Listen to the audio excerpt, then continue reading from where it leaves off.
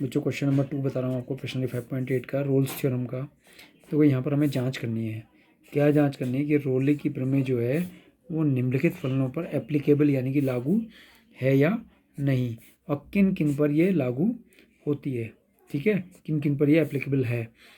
इन उदाहरणों से क्या करना है, क्या आप रोले के प्रमेय के विलोम यानी कि अपोजिट के बारे में कह रहा है, अपोजिट के बारे में, रोले के प्रमेयों के अपोजिट के बारे में भी हमको बताना है, यानी कि रोले के प्रमेय का विलोम के बारे में भी कुछ आप कह सकते हैं या नहीं। देखिए फर्स्ट क्वेश्चन जो है हमारा एफ एक्स बराबर ग्रेटेस्ट इंटीजर फंक्शन है, महत्तम पूर्णांक फलन है, और x बिलोंग्स टू 5,9 है। तो फर्स्ट पार्ट हम करने जा रहे हैं। तो ये फर्स्ट पार्ट हमारा है एफ एक्स बराबर ग्रेटेस्ट इंटीजर फंक्शन, ये हमारा है, और महत्तम पूर्णांक फलन है x बिलोंग्स टू 5,9 यानी कि क्लोज इंटरवल में है। और क्या ये greatest integer function, greatest integer function है, यानी कि इसको हम बोलते हैं महत्तम पूर्णांक फलन।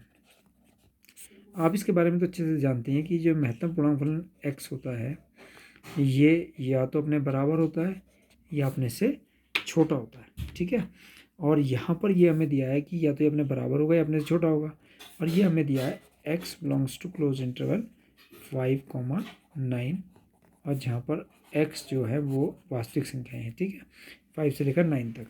तो सबसे पहली बात जो हमारा स्टेप फर्स्ट है क्वेश्चन करने का, वो ये होता है कि हमें चेक करना पड़ता है कि ये फलन जो एफ एक्स बराबर हमें महत्तम पूर्णांक फलन x दिया है वो इस अंतराल में क्लोज इंटरवल में कॉन्टिन्यूस संतत है या नहीं है। तो ये चेक करना है हमें सबसे पहले।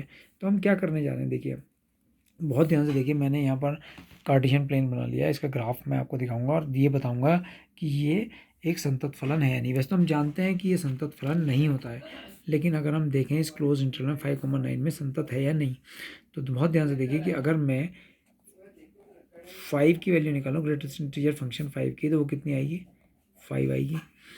ठीक है, अगर मैं इसमें ही 5.1 की वैल्यू निकालूं तो वो 5 ही आएगी। महत्तम पूर्णांक फलन है, या तो ये अपने बराबर होता है पूर्णांक फलन इंटीजर फंक्शन, या अपने छोटा होता है। तो 5.1 में अगर हम जा रहे हैं तो ये कहाँ पर आएगा, 5.1 5 पर आएगा, क्योंकि डेसिमल पार्ट आ गया इसमें और ये इंटीजर पार्ट है। इसी प्रकार 5.2 की जो वैल्यू होती है वो भी क्या होगी, 5 ही होगी। ठीक है, इसी प्रकार 5.3 की जो वैल्यू होगी वो भी 5 होगी। इसी प्रकार अगर हम करते रहें तो 5.9 तक या 9 तक, 5.9 तक ये 5 ही चलेगा। ठीक है, 5 की वैल्यू 5, 5.1 की वैल्यू 5, 5.2 की, 5.3, 5.4 सारी वैल्यू होंगी इसकी 9, 5 तक होंगी। अब ध्यान से देखो 5 पॉइंट की बात कर रहा है तो 5.1 कहीं यहाँ होगा, 5.2, 5.3, 5.4, 5.5, और ऐसे करते करते 5.9 तक हम पहुँचेंगे 6 से पहले। और 5 पॉइंट यहाँ तक इसकी वैल्यू, सारी वैल्यू क्या होंगी, कितनी होंगी, 5 होंगी। तो अगर आप ध्यान से देख रहे हैं इसको, तो मैं आपको दिखाता हूँ कि ये हमने यहाँ से एक पैरेलल लाइन खींची, कहने का मतलब परपेंडिकुलर वाई एक्सिस पर, और एक 5 से ली, ये भी हमारी परपेंडिकुलर लाइन है, तो यहाँ पर आ रहा है। ठीक है, और कहाँ तक 5 चलेगा, 5.9 तक। 5.9 मान लीजिए हमारा यहाँ पर है, तो ये हमारा 5.9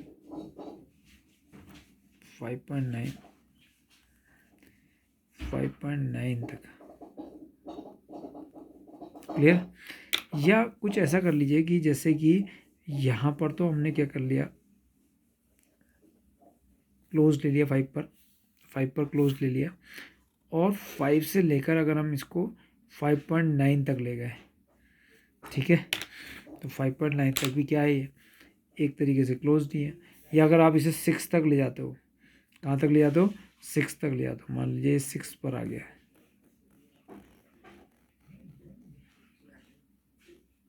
तो यहाँ पर ये क्या हो जाएगा, ओपन हो जाएगा, क्योंकि 6 इसमें शामिल नहीं है, तो 5 तो शामिल है।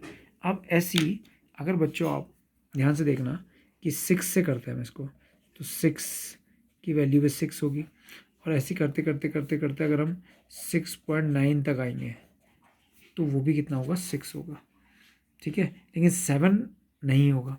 तो ऐसे यहाँ पर 6 से लेकर 6.1 से लेकर और 6.9 तक तो यही बनना है, और वो क्या होना है, 6 तक होना है। तो ठीक इसके ऊपर आ जाएगा, देखो ये 6 में,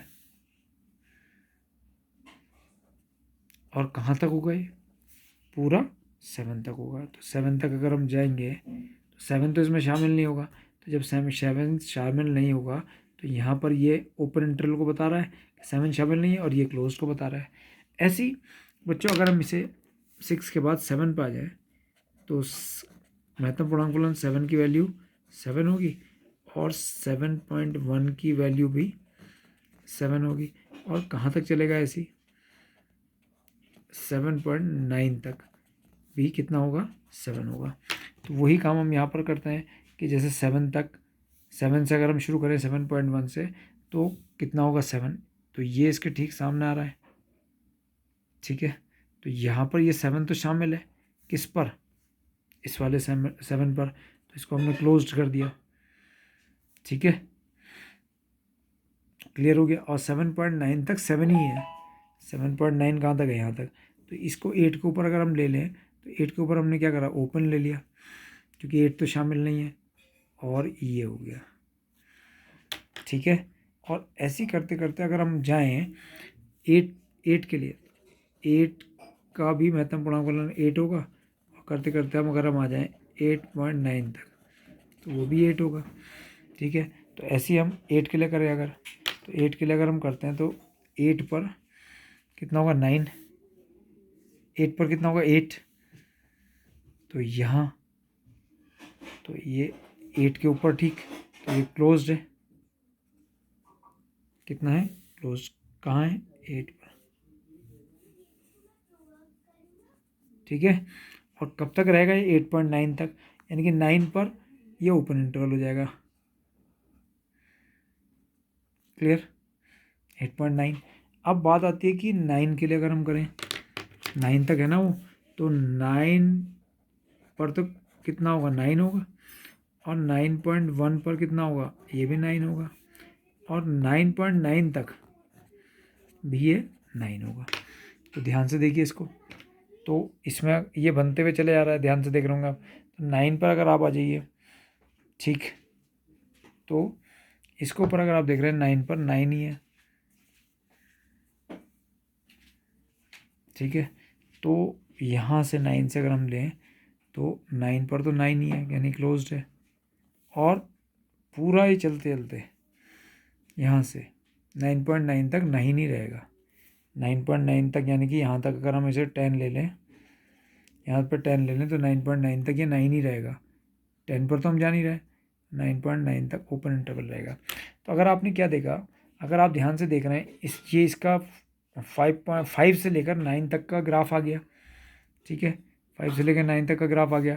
तो आप ये क्या देख रहे हैं कि ये यहाँ से यहाँ तक तो कॉन्टीन्यूस है, फिर उसके बाद ये क्या हो गया, डिसकॉन्टीन्यूस हो गया, फिर यहाँ से यहाँ तक कॉन्टीन्यूस है, फिर ये डिसकॉन्टीन्यूस हो गया, फिर यहाँ से यहाँ तक कॉन्टीन्यूस है, तो फिर ये डिसकंटिन्यूस हो गया, और फिर यहाँ से यहाँ तक कॉन्टीन्यूस है, फिर ये डिसकंटिन्यूस हो गया, क्योंकि ऊपर आपका पैन उठ गया, ठीक है, फिर यहाँ से यहाँ तक क्या है, कॉन्टीन्यूस है।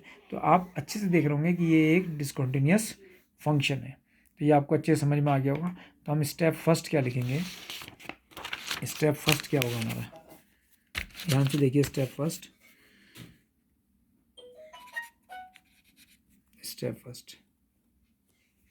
स्टेप फर्स्ट क्या होगा, क्लोज इंटरवल 5,9 में फलन f इजिकल महत्तम पूर्णांक फलन x संतत नहीं है, ठीक है, संतत नहीं है। स्टेप 2, अगर कोई फलन संतत नहीं है तो वो डिफरेंशिएबल भी नहीं है, यानी कि उसको डेरिवेबल नहीं कर सकते, उसको ड्राइव नहीं कर सकते हैं। तो ओपन इंटरवल 5,9 में फलन f डिफरेंशिएबल नहीं है, अवकलनीय नहीं है, अवकलनीय नहीं है। अब थर्ड में आ जाइए। अब थर्ड में हमारा क्या होता है, स्टेप थर्ड, कि जो F5 है यानी कि ये वाली बाउंड्री और ये वाली बाउंड्री बराबर होनी चाहिए F9 के बराबर, ठीक है। तो अगर आप इसको देखते हैं तो F5 हमारा क्या आता है, F5 हमारा आता है महत्तम पूर्णांक फलन 5 बराबर 5 ही आएगा, और F9 क्या आएगा, महत्तम पूर्णांक फलन 9, तो ये भी 9 आएगा। तो इसको आप क्या देख रहे हैं कि F5 जो है वो F9 के इक्वल नहीं है। तो आपने देखा ना तो स्टेप फर्स्ट है, ना तो ये संतत फलन है, ना ही ये डिफरेंशिएबल है, अवकलनीय है, ना तो कॉन्टीन्यूस है, ना अवकलनीय है, और ना ही F5 इक्वल टू F9 है। यानी कि शुरू से आप तीनों चीज़ें आप देख रहे हैं, तीनों चीज़ें ही फुलफिल नहीं हो रही हैं। तो क्या लिख देंगे, अतः रोले का प्रमेय एप्लीकेबल नहीं है। सो रोल्स थ्योरम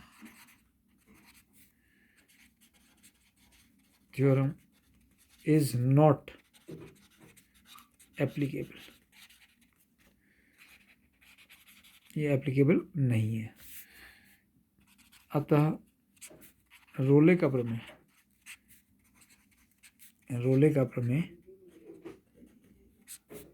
लागू नहीं है, एप्लीकेबल नहीं है। अब बात आती है इसमें, वो इसका विलोम के लिए पूछ रहा है। विलोम का मतलब ऑपोजिट के लिए कह रहा है, तो इसको ज़रा ध्यान से समझेंगे। अपोजिट का मतलब क्या है, अपोजिट का मतलब ये है, ध्यान समझिएगा, कि अगर कोई फंक्शन a, b में संतत है, कॉन्टीन्यूस है, ओपन इंटरवल a, b में डिफरेंशिएबल है, अवकलनीय है, और fa is equal to FB है। अगर ये तीनों बातें 1, 2 और 3, हम तो ऊपर से चल रहे हैं, फोर्थ, फॉर सम कुछ सी ऐसे हैं जो a, b को बिलोंग कर रहे हैं, ओपन इंटरवल a, b को, और उनके लिए जो स्पर्श रेखा की प्रवणता है F' वो 0 है, ठीक है। अब विलोम क्या होगा बच्चों, विलोम क्या होगा कि ये हमारे लिए है, ये हमारे लिए हम इसे मानेंगे कि ये है, इट इज़, कि उल्टा चलेंगे, विलोम का मतलब हम उल्टा चलेंगे, ठीक है। इसको ऐसे समझ लीजिए जैसे 2/3 लिखा है, तो 2/3 का विलोम क्या होता है, 3/2, यानी कि जो पूंछ है वो सिर बन गई, और जो सिर है वो पूंछ बन गई। तो यानी कि अब नीचे चलेंगे तो हम ये मान लेंगे कि ये है, क्या मान लेंगे, ये है। अगर ये है तो सी इसको बिलोंग करना चाहिए, अगर ये है तो सी इसको बिलोंग करना चाहिए, और जब सी इसको बिलोंग करेगा तो एफ ए बराबर एफ बी भी होना चाहिए। अगर एफ ए बराबर एफ बी है तो एक ओपन इंटरवल में अवकलनीय होना चाहिए, क्लोज्ड में संतत होना चाहिए। तो हम इस बात को मान के चलेंगे, ये है। तो अब देखो, अब हमारा फंक्शन क्या कह रहा है, ध्यान से देखना कि F' बराबर 0 है या नहीं है। तो बड़ा मज़ेदार प्रश्न है, देखिए। अब आप देखिए 5.1 से लेकर और 5.9 तक, यहाँ से लेकर यहाँ तक, यहाँ पर F' 0 है, क्या है या F' 0 है 5.1 से लेकर 5.9 तक, लेकिन यहाँ नहीं है, ठीक है। यहाँ पर ये F' 0 नहीं है। फिर यहाँ पर देखिए, यहाँ से लेकर यहाँ तक, यहाँ फिर F' 0 है।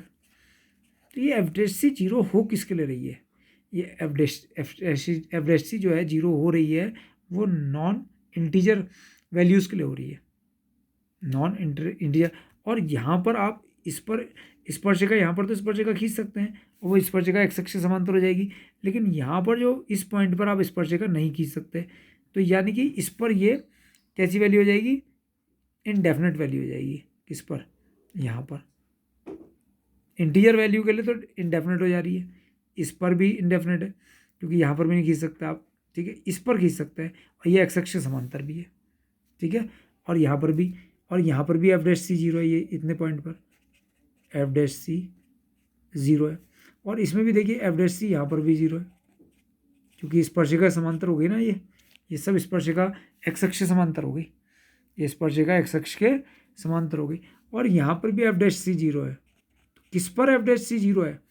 कौन सी वैल्यूज़ पर? जो नॉन इंटीजर वैल्यू है, यानी कि डेसिमल वैल्यूज 5.1, 5.2, 5.3, 5.9 तक, फिर 6.1 पर। लेकिन यहाँ पर तो आप एफ डैश सी खींच ही नहीं सकते, यहाँ पर तो टूट गया है, संतत ही नहीं है फलन, तो आप कैसे स्पर्शिका खींचेंगे? ठीक है, तो क्या लिखेंगे, बहुत ध्यान से देखिए। अब हमारे पास क्या हुआ कि हमारा जो फंक्शन है, मैं आपको ये बता रहा था कि हम उल्टा लेके चलेंगे। तो एफ एक्स बराबर जो फंक्शन है, एफ एक्स बराबर जो हमारा ये है महत्तम पूर्णांक फलन x, ठीक है, ये इसकी वैल्यू, बल्कि एफ डैश एक्स की वैल्यू जो है, इसका जो हम डी अपॉन डी एक्स निकालेंगे वो 0 है for non integers values, for non integer values. ये नॉन इंटीजर वैल्यूज़ के लिए क्या आ गया? 0 आ गया। आपको मैंने अब दिखाया नॉन इंटीजर का मतलब 5.1, 5.2, और इसी का डिफरेंशिएशन इनडेफिनेट है, अनिश्चित मान है, फॉर इनडेफिनेट, फॉर किसके लिए? Integer values.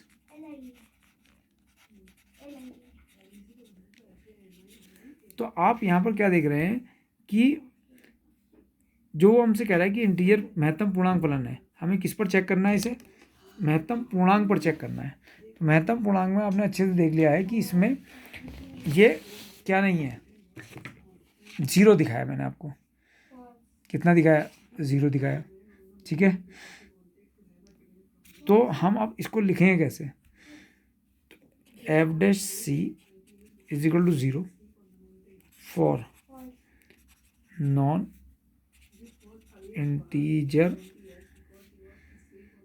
इंटीजर्स किसमें? इन क्लोज इंटरवल 5,9 में, जो नॉन इंटीजर्स हैं 5.1 से 5.9 तक, फिर 6.1 से 6.9 तक, ठीक है। और सो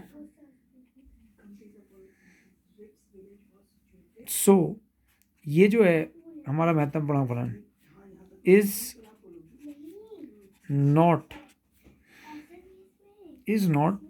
continuous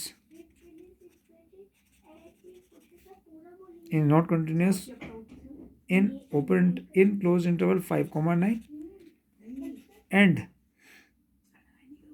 not differentiable